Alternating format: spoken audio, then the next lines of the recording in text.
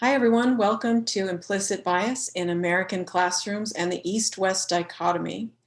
I am Melinda McClymans. I'm the Assistant Director of the Middle East Studies Center here at OSU. And I'm with my colleague, Dr. Danielle Scone. Yes, I forgot I was going to do that.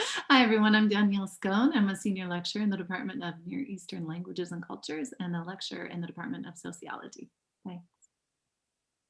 Yeah, and what we're going to present today is actually part of a larger project.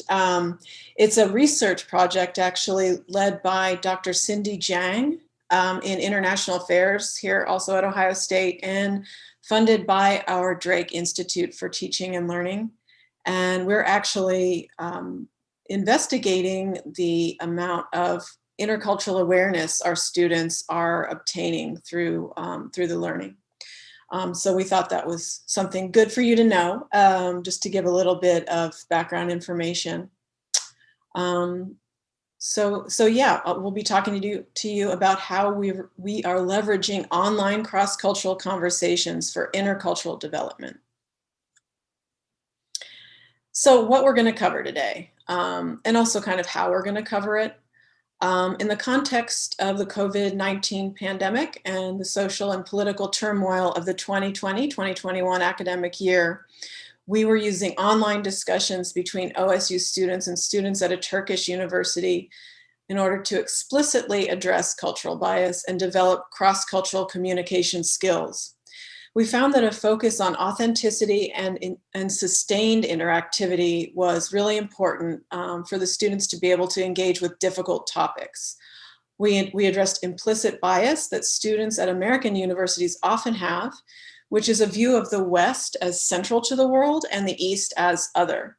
We facilitated discussions that help students learn about themselves as cultural beings and engage with diversity in order to problematize this dichotomy, to just kind of break it up. So today in this presentation, we're going to be sharing some of the discussion prompts, the frameworks we use for the learning, and I'll be connecting as much as possible to the research on that. Of course, you can always ask for more in the Q&A, which will be at the end.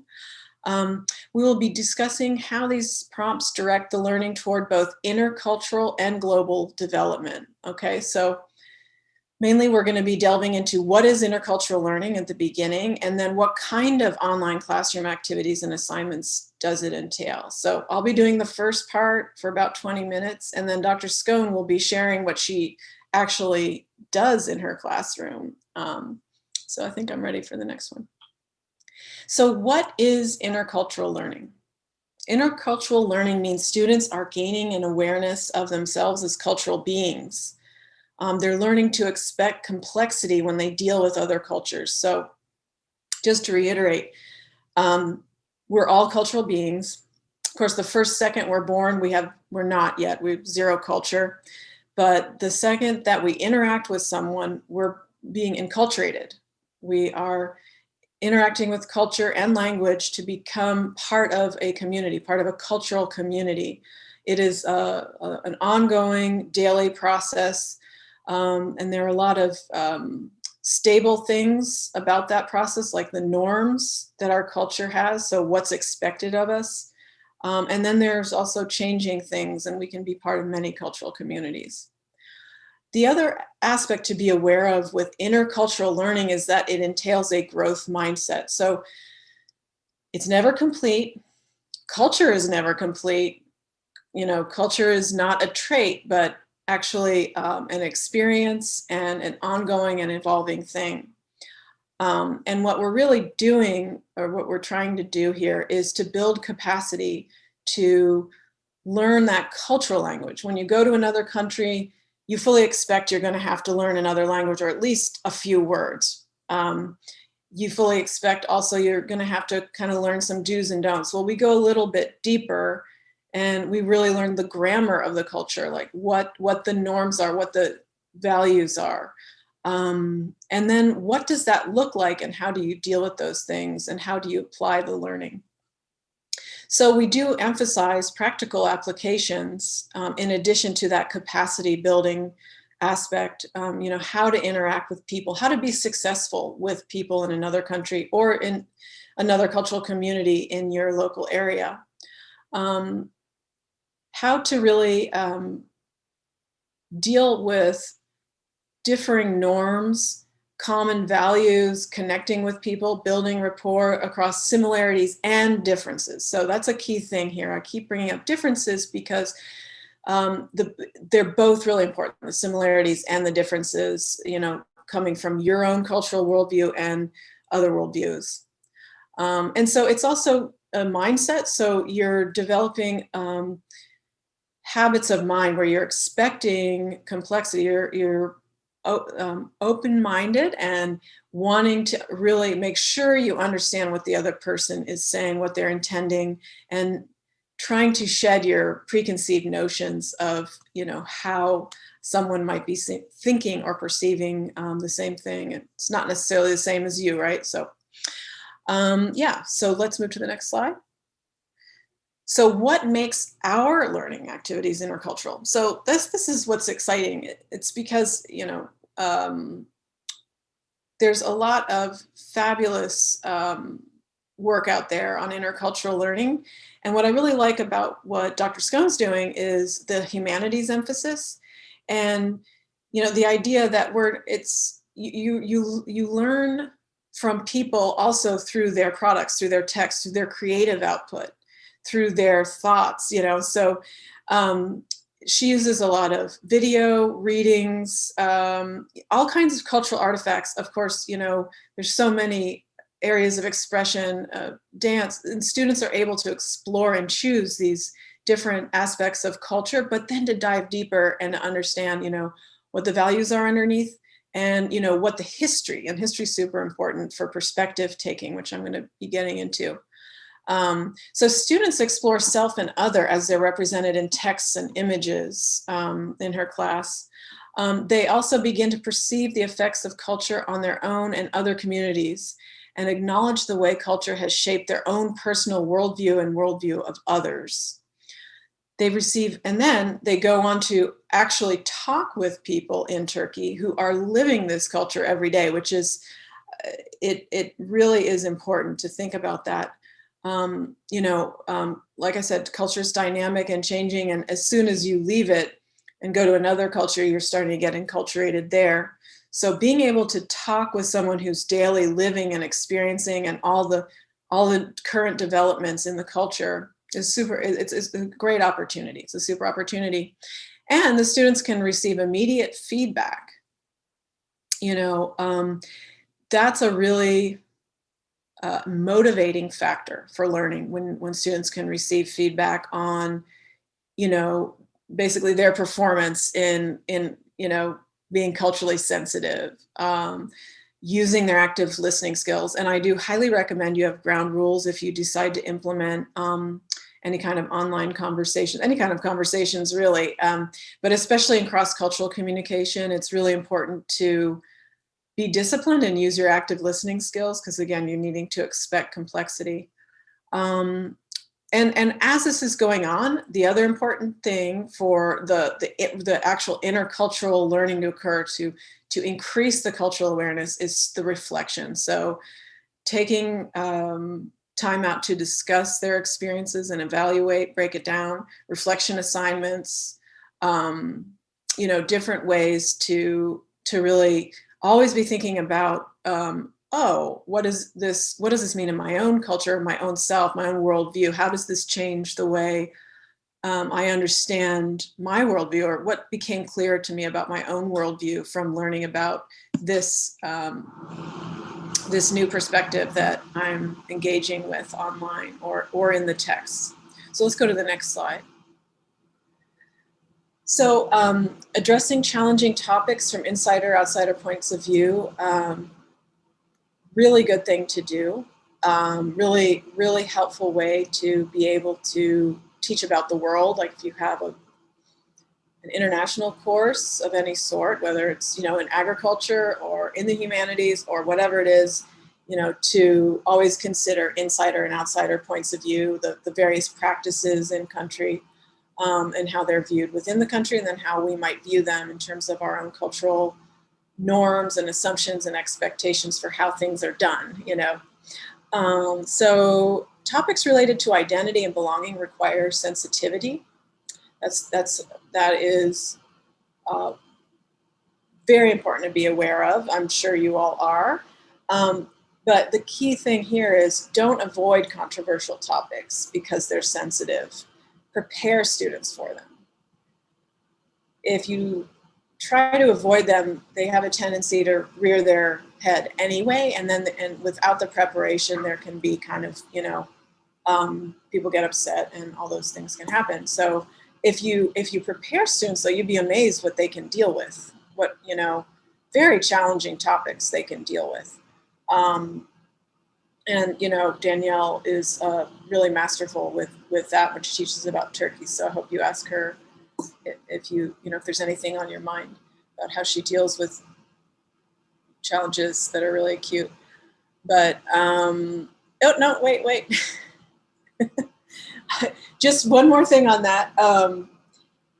History is critical because we're trying to get into perspective taking. So getting the local perspective and why, like, for example, they might view America as an imperialist power where people here might not, although there's both and both sides, but, you know, specific points in history. So you make it concrete where, you know, like in our Middle East studies classes, we usually teach about how the CIA was involved with the ousting of Mossadegh in Iran in the 50s. And, you know, having that background information can help understand the Iranian Revolution and, you know, anti-American protests and things like that. So the key is understanding. It's not agreeing, it's not saying it's right or wrong. It's really about understanding perspectives and worldviews, and history is critical for that. And then the other thing is to break down concepts like these challenging concepts into their constituent parts. So like democracy, like what does that mean? Like if a controversy comes up and it has to do with, you know, students are talking about democracy or freedom of speech or maybe a conflict, if you just ask, well, what do you mean by that word? Let's just stop and break it down. Like, what does that mean? And even say, let's stop right now and get in groups and Google it, because we're in the Google age or whatever you want to call it, where you can just Google stuff, cell phone, let's find a working definition, and then take that lens, say, okay, well, here's a shortcoming in democracy in this country, but where has the US had shortcomings? You know, make it fair, make it, when students start judging, that's kind of the issue. So it's more about not judging, trying to understand, and then taking a stand, like maybe totally disagreeing with the way something's done in a country or your own country, but having that, you know, that fantastic humanities critical thinking backing it is so important. And it's also that opportunity to expect complexity, which is one of the overarching, like, capacity building things you want to see in your students. Okay, now I'm ready to go to the next one. And then, so just to make it more concrete, Dr. Scone actually does this assignment called Insider-Outsider Representations.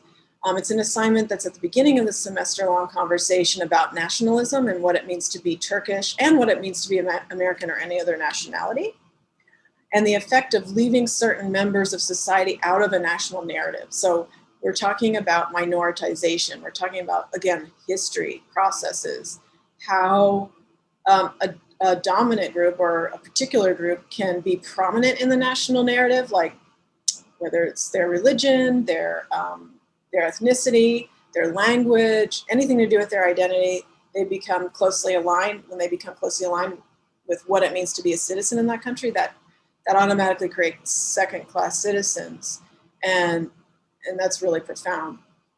And why we're studying implicit bias and why we're learning perspective taking, and, you know, learning to read texts in a way that, you know, is cognizant of, you know, identity, and, you know, where people are really coming from in terms of their own national narratives.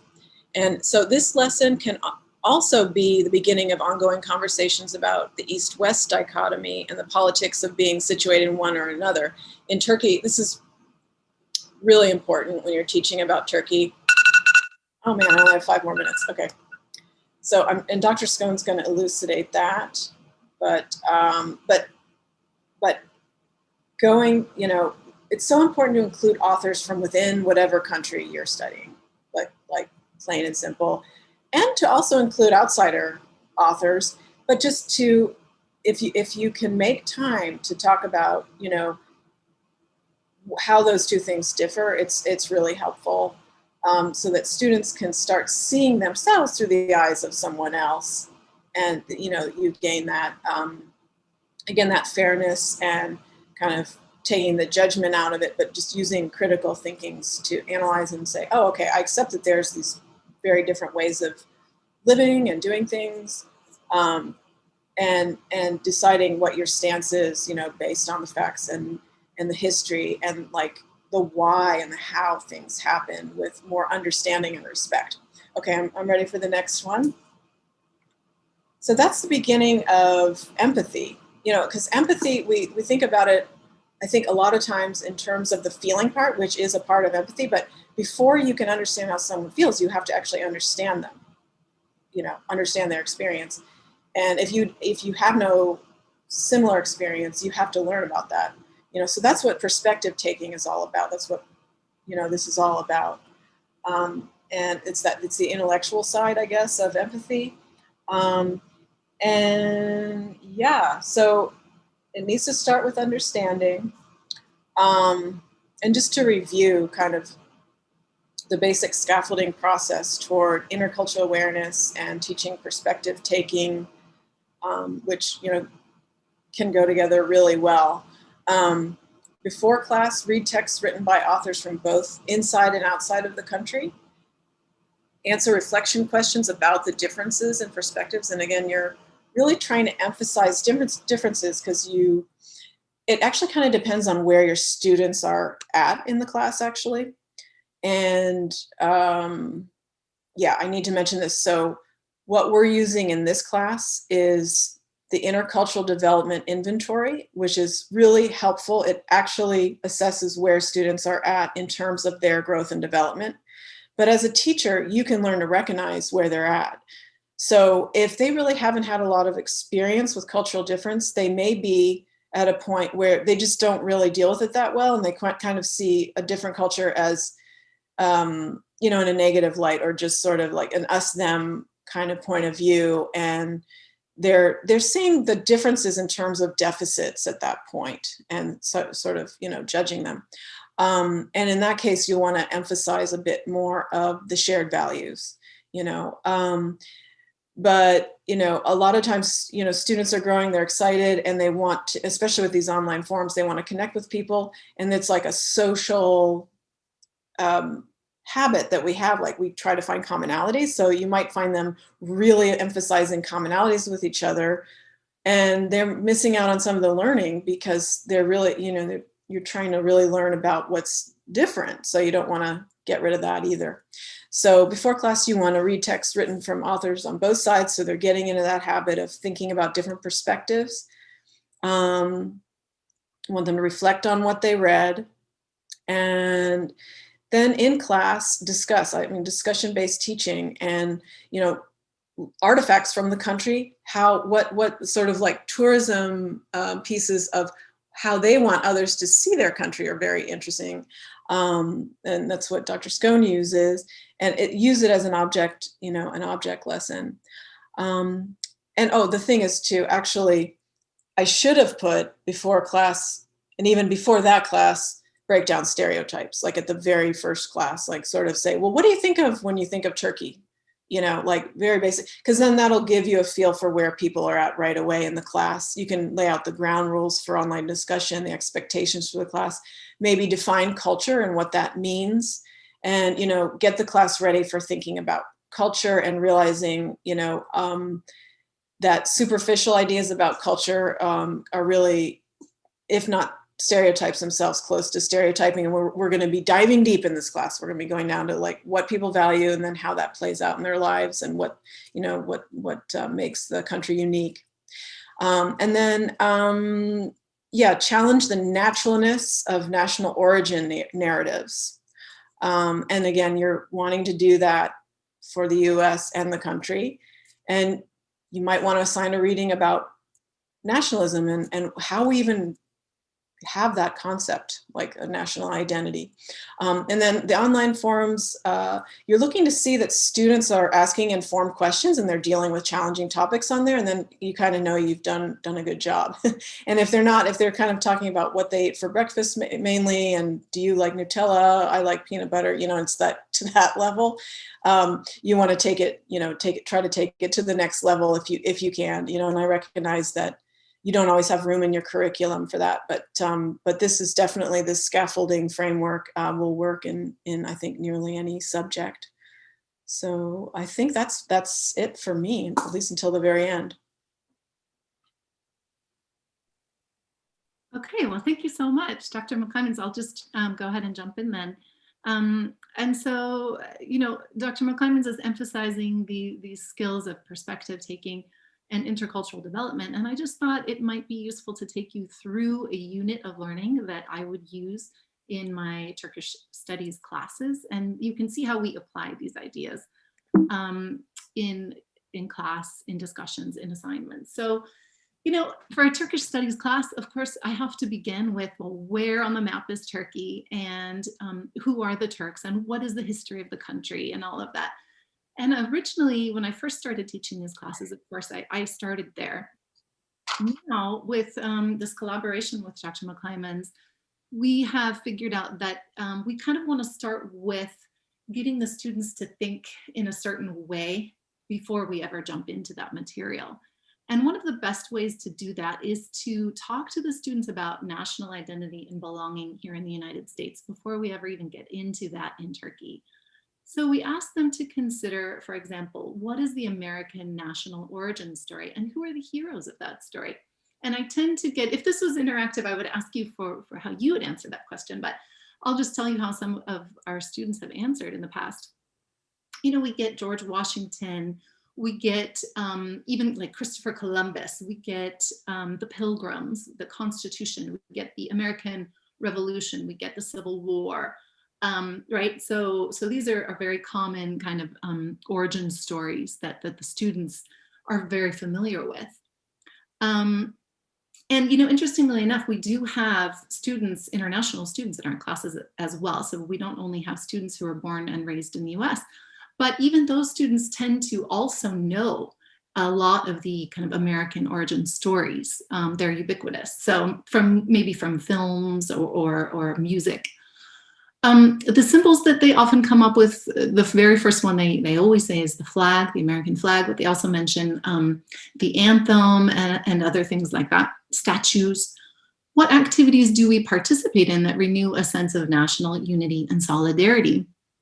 And students will answer, you know, like join the army, or national holidays, or parades, or football games, right? That's always a really good one. I love it when people bring up sports, because we think of sports as cultural and not political, but of course, sports intersects with politics in a lot of ways.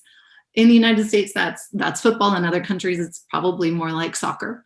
In Turkey, it would be soccer.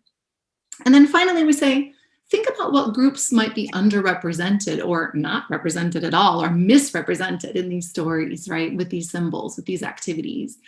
And students often bring up African Americans and Native Americans in particular, but also women in early history, immigrants, and people of color in general. So now the students are thinking about it that way. And then we introduce the kind of origin story that Turks relate to, that Turks learn in school. And we're already asking students to think of that kind of critically. So of course, I'm not going to give you like the whole, you know, history of Turkey lecture right now, but I will just mention that we do kind of walk them through World War I, the end of the Ottoman Empire, and then the foundation of the Republic of Turkey in 1923. And the war hero, Mustafa Kemal Atatürk, who ends up being the first president of Turkey. And this helps them to kind of understand this sense that remains in Turkey of kind of enemies on all sides, needing to protect the nation's sovereignty. And in fact, Turkey is a militarized state, and all citizens are conscripted into the army. We also talk about the sense of internal enemies and the history of relations between Turks and Kurds, which of course is very salient still today. And then I explained to them that when the Republic of Turkey was first founded, Turks and Turkish citizens were defined as, first of all, Turkish speaking, and second of all, as Sunni Muslims. And so right away, hopefully they're already thinking about who is being left out of that kind of identity. So when it comes to symbols, again, I'll bring up Turkey's flag and the history of the flag. And Mustafa Kemal Ataturk, whose profile, whose portrait is portrayed all over the country, like, you know, hung in on the wall in an office, or in a public square there would be a statue, or his face would be carved in the side of a mountain, right? So again, this is pretty prolific. Anybody who lives in Turkey is very familiar with this face.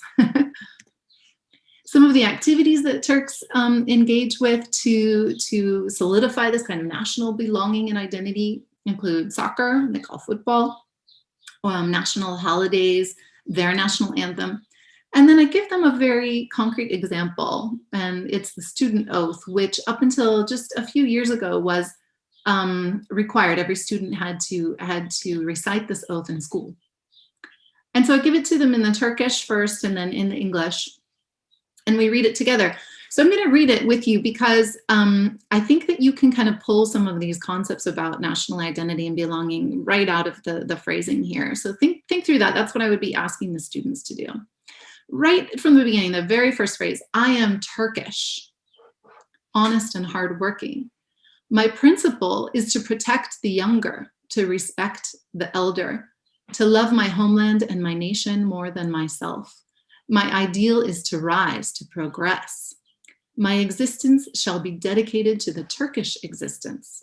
O great Ataturk, who had created our life of today, on the path that you have paved in the country that you established, I swear to walk incessantly with the purposes that you have set. How happy is the one who says, I am Turkish. And then I asked the students to think about some of the commonalities there. What can they relate to? Protecting the younger, respecting the elder, right? And some of those things come up to progress, progress. And then some of the things that they find more difficult to relate to. My existence is dedicated to the Turkish existence is one that a lot of students will bring up. Or this, oh, great Ataturk. We don't really have a figure like that in our country that this almost sounds kind of worshiping. And then finally, how happy is the one who says, I am Turkish? Ne mutlu Türk'üm diyene. That's very, very common in Turkey to say or to read underneath the portrait of Ataturk, for example. So again, who is being left out then when we say, I am Turkish? And remember that until a few years ago, all school children had to recite this. And twice they say, I am Turkish. So who might not feel represented by that, right? Kurds, Roma, Laz, Jews, Christians, Alevis, LGBTQ. So maybe there are some citizens of the nation who feel left out of that national narrative.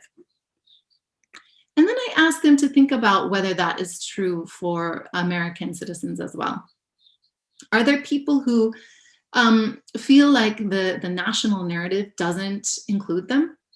And these are two examples that come up a lot. Colin Kaepernick taking a knee at football games, and the coming down of Confederate statues. And I actually used the Christopher Columbus statue in Boston, the beheading, the decapitation of Christopher Columbus, because I think that's an important story to bring up here in the city of Columbus, right, at OSU, to talk about the politics of that origin story. And so again, now they have kind of been able to think critically about their own history and then see Turkish history the same way, that this is a kind of constructed narrative that does something, it has a function.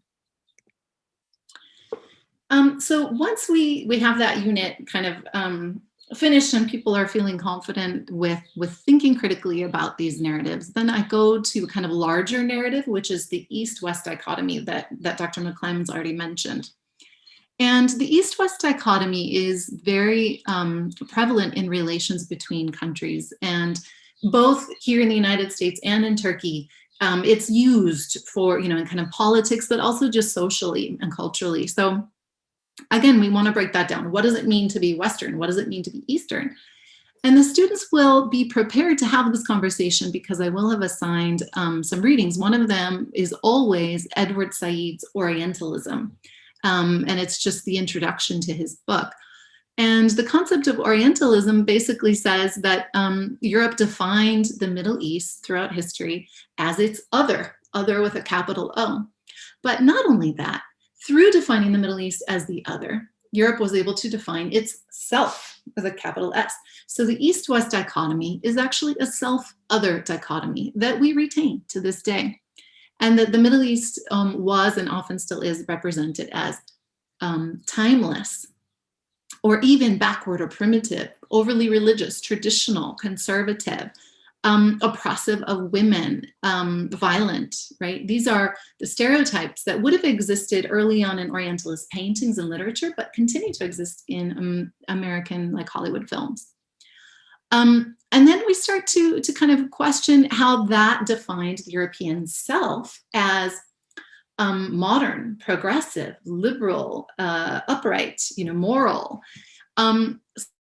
So these dichotomies are not harmless, right? In fact, they can be really harmful. And so from there, we can ask the question, well, where's the United States then? Where is Turkey?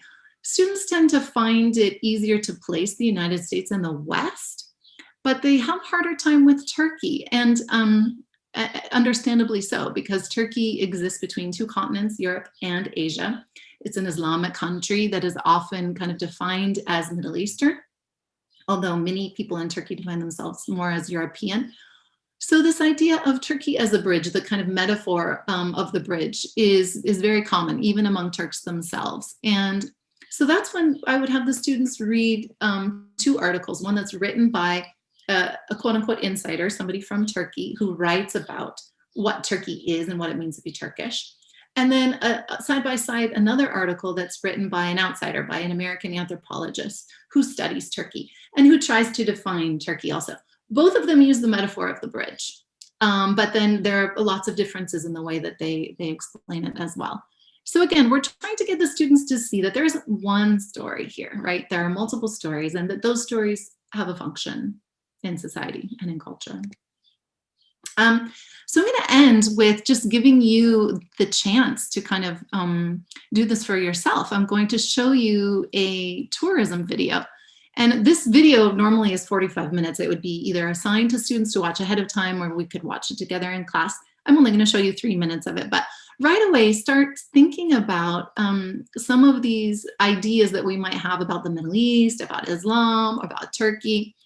Write down some of the words or the phrases that you hear being used to describe Turkey. Maybe you could also notice some of the images that are being used to portray Turkey. And you could even think about the sounds that you hear, like the music and what those sounds make you feel. So we'll just watch 3 minutes of that, and you get a chance to kind of practice this on your own and see how you might apply it with your own class material.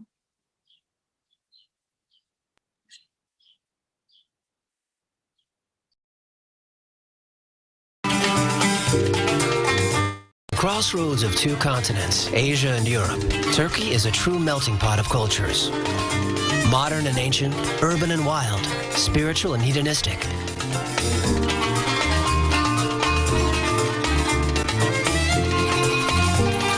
Turkey is an invitation to numerous journeys, journeys in time, and journeys for the senses. Turkey's past is expressed in its mosaics, in the remains of its ancient cities, in its Byzantine heritage, and in the splendor of the Ottoman culture. You are in Turkey. Sit down with a glass of tea. Listen to the call to prayer. Soak up the colorful atmosphere and get ready for a memorable journey.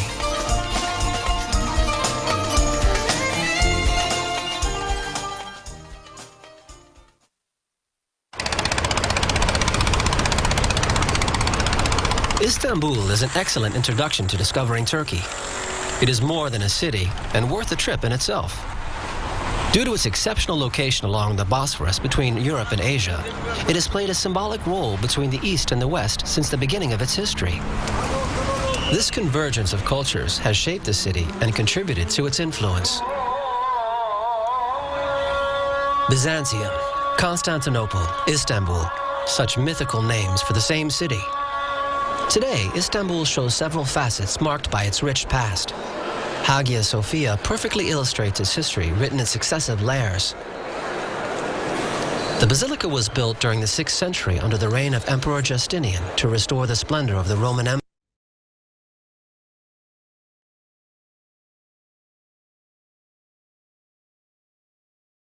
Okay, I'm actually going to stop it there just because I think that's enough to kind of get a sense of what we're asking the students to look for. And of course, this is a tourism video, and it's not, it's not something that we might think of as political, but it has a function. It's telling us something about Turkey that would try to lure us there, right? Do any of these metaphors resonate with Turks themselves? And this is kind of what we would talk about. So then, of course, I'd ask the students to share that stuff. And then we'd get into a deeper discussion. And this could happen, again, in class, or it could be a reflection assignment where I ask for the impressions that they get, how the East-West is portrayed, how history is portrayed. And then at the end, we say, well, the video doesn't emphasize things like class issues, poverty, political turmoil, of course, but it does tell us about representation and how it works. So what did the filmmakers choose to show, and what did they choose to not show, and why? And then finally, I asked the students to include what they would include in a tourist video for the United States, and then what they wouldn't include, right? And why. And this usually elicits a really good, deep discussion about representation. And again, all the stuff we've been talking about, national narratives, identity, belonging, the East-West dichotomy, stereotypes, and all of that. So that wraps it up for me. I think I'd pass it back to you for a moment here, don't I, Dr. McClymans? Right, so I talked about capacity building and the growth mindset. So what that can translate to is, learning do's and don'ts for going to other countries, gaining that mindset where, you're expecting that there's going to be different cultural norms. But it's also good resume builders, like cross-cultural communication skills, cross-cultural teamwork, cultural sensitivity, and different, and then having the authentic experience of, of perspective taking in the class, having, consulted with people in Turkey and engaged with people in Turkey as you're studying Turkey is something that could potentially be brought up in a job interview as cultural experience. There's also a lot of resources out there, for modules in your course, like the Global Competence Certificate. They actually provide you with modules you can slot into your syllabus, and then the students get a certificate at the end that they can then put on their resume. And it's all very, very well grounded in the research.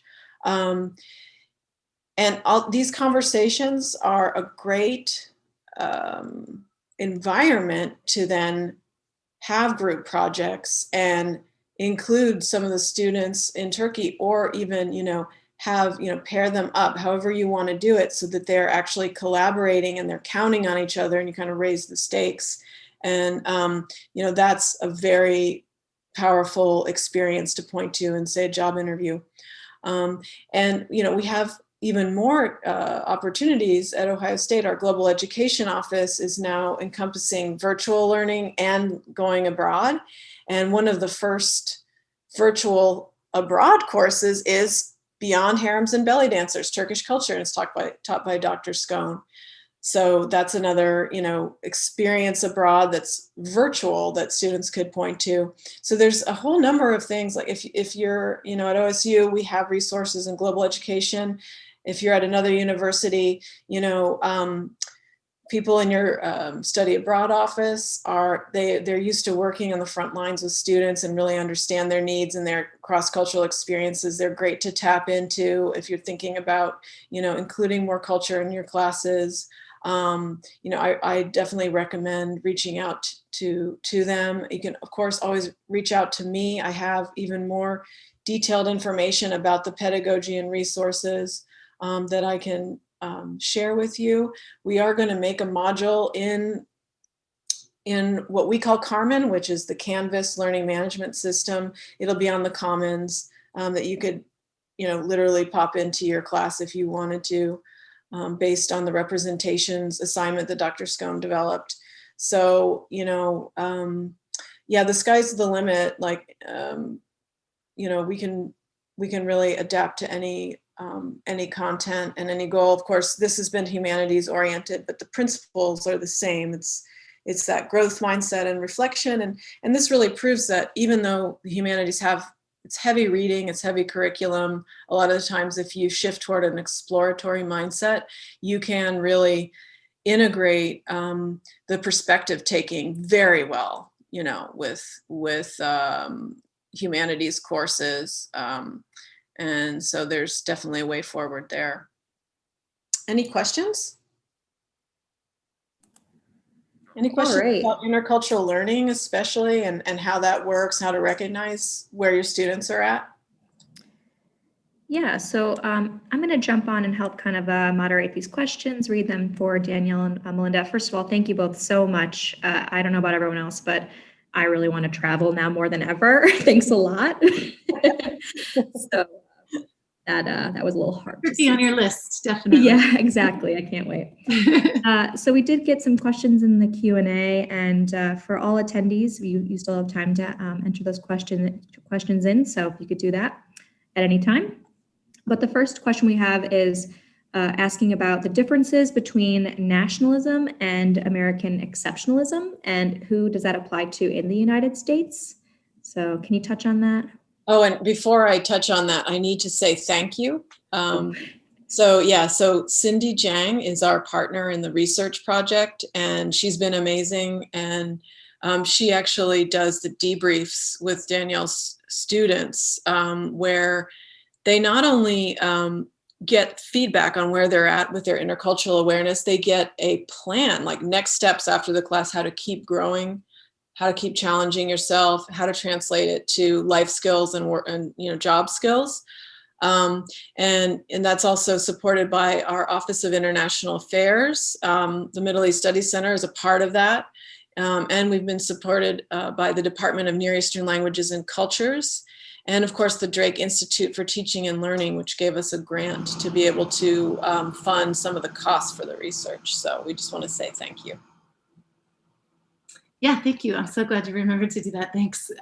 So just to address that question, what's wonderful about a class that can allow for some cross-cultural communication and collaboration, if that's, if there's a potential for that in your class, is that students who maybe haven't traveled a lot or who haven't necessarily had many intercultural experiences recognize really quickly the power dynamics there and the sense that that people who live in other countries know a lot about the United States because of movies and pop culture and stuff, but that our education system doesn't necessarily emphasize intercultural knowledge. And so like very few students who are taking my class for a GE come in with any knowledge about Turkey at all. Like I have to start with, where is Turkey on the map?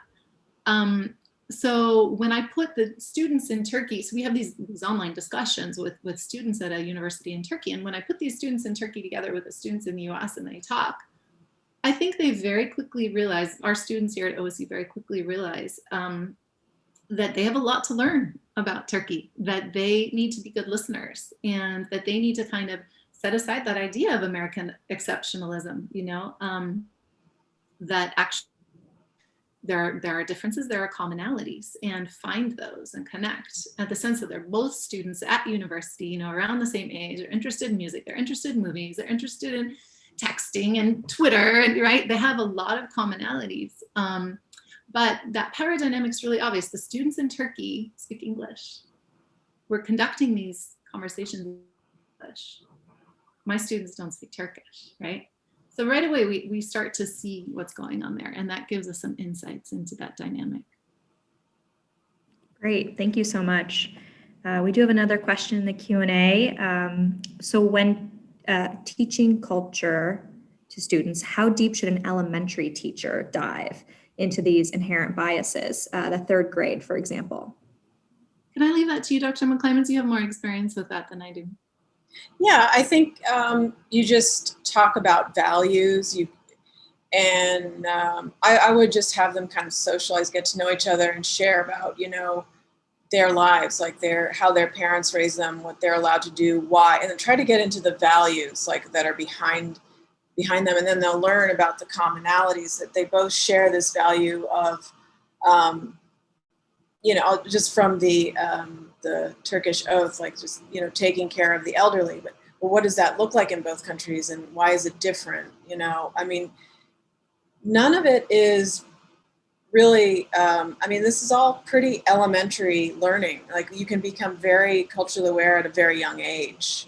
You know, it all depends on how much you engage with the cultural difference while at the same time avoiding judgment and recognizing the commonalities and you know, learning to, I think maybe the challenge for younger students, and I am not an expert in like below age 12, but maybe just, you know, scaffolding the social skills would be challenging. It's challenging for adults too, but, you know, learning how to say, instead of saying that's weird or something like that, kind of say that's different, you know, and just learning, like, I know one teacher that says, you got to name it to tame it, you know, like the way you call things is really important. So like the word choices, vocabulary, things like that.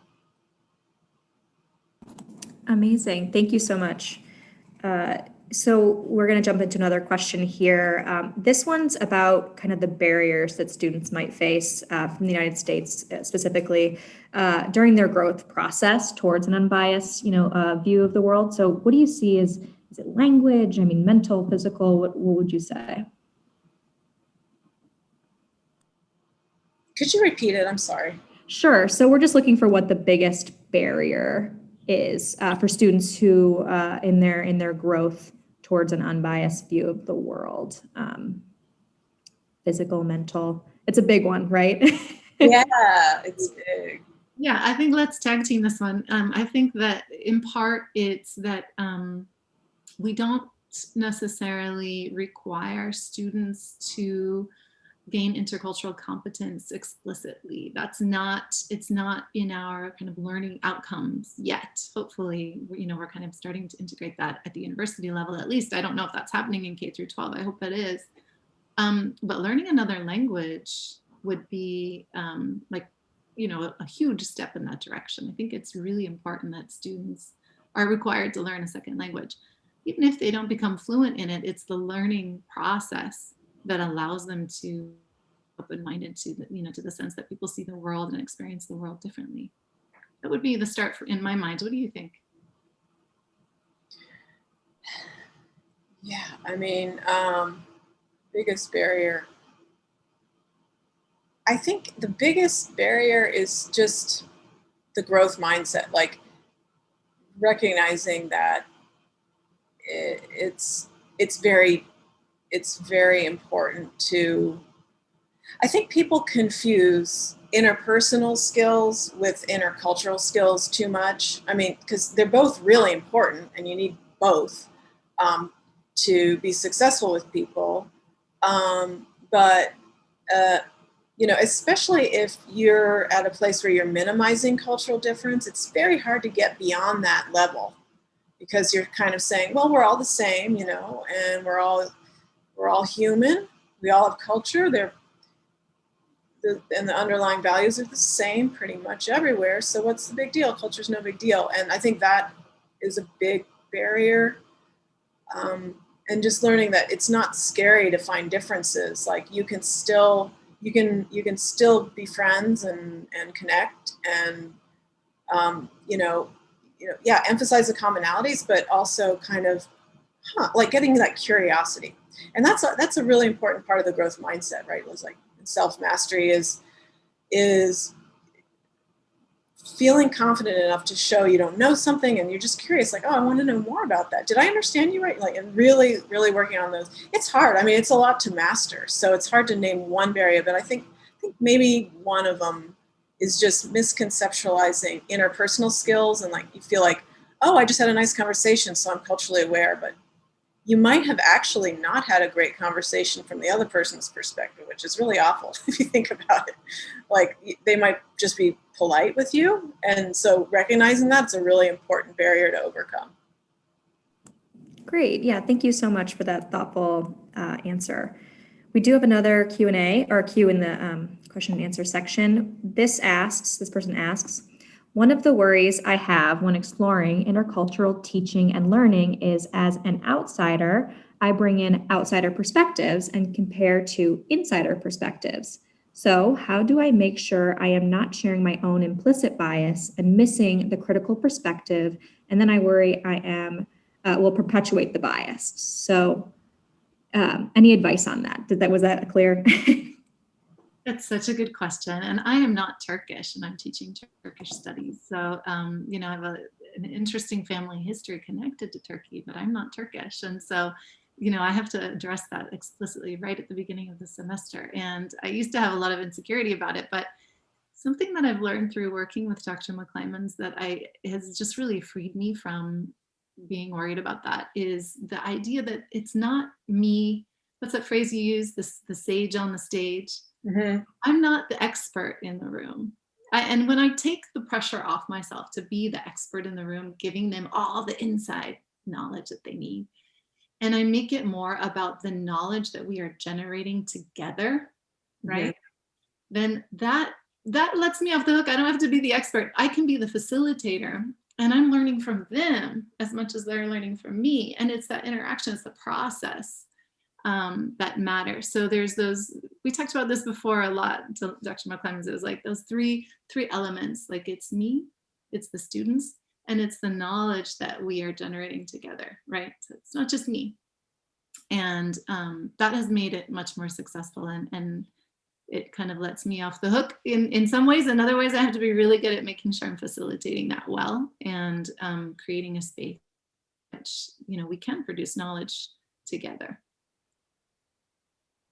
Yeah, and I think that is the crux of the problem. Thank you for bringing that up, because you should feel concerned about that. That's a good sign that you're asking yourself that. I mean, you've got to be strategic, do a little homework on those more challenging topics like we brought up earlier, like nationalism and conflicts and things like that. Just, get that clear in your head. And, I think what Dr. Scone's saying is absolutely the answer. And what you'll also find is you can fit all your content and more if the students have an inquiry-based mindset and the learning's in their hands and they're doing the driving. And then you can share with them what you're really excited about and what you personally love to nerd out on. And, and then some students in the class are like, that's not their thing. Cool. Like, have them teach you and then teach the class, and just model the curiosity, model the learning. And it can just, really flow. But then you're right, like honor your own concerns there, like that you have a bias and just, kind of model that as well, that you are constantly growing and getting a more nuanced understanding of the subject yourself, Great. Yes. Amazing. Great advice. I agree. We do have about a minute left, but I do want to get to this last question because it's very fascinating to me. And I apologize if I mispronounce this, but Andrew asks, have you talked about Janissary musicians in your courses, how musicians from Turkey played a role in Western music via their instruments and styles, like the Turkish variation in Beethoven's Ninth Symphony. Andrew's a musician and enjoys making connections between cultures via music. And he just wondered if you have found a way to help cultural relations and understanding via the arts. Yes, I love that. Thank you so much, Andrew. Absolutely. That's like my favorite bit, where I get to talk about music and dance and visual arts and theater. And the tricky part is in, a 1-semester class, or actually these days I'm teaching it in 1 session. So I only have 8 weeks, figuring out what to include and what not to include and how much we have time for, especially when a lot of students are kind of starting from zero. But music is such a good way in. And this semester I didn't touch on classical music and the influence on Beethoven, Mozart, the symbols, right? It's all there. The marching band, it comes from the Ottoman Janissary marching band, and all that stuff is so cool. And I think it always surprises students. Well, let's watch a marching band at halftime at a football game. And now let's look at the Janissaries and what do you say that's the same? What do you notice that is similar? And they'll always pick out the symbols.